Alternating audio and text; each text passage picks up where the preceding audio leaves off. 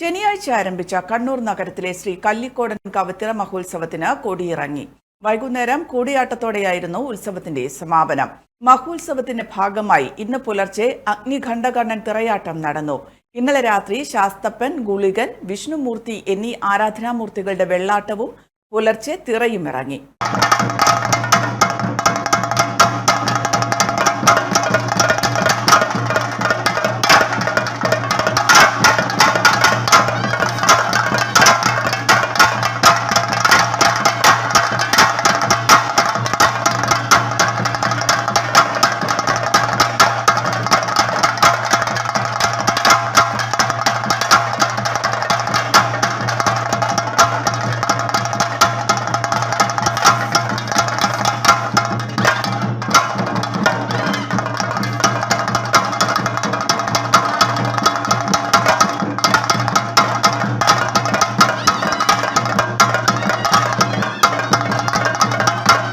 ഇന്നു രാവിലെ വിഷ്ണുമൂർത്തി, വസൂരിമാല എന്നീ ആരാധനാമൂർത്തികളുടെ തിറയാട്ടങ്ങളും നടന്നു.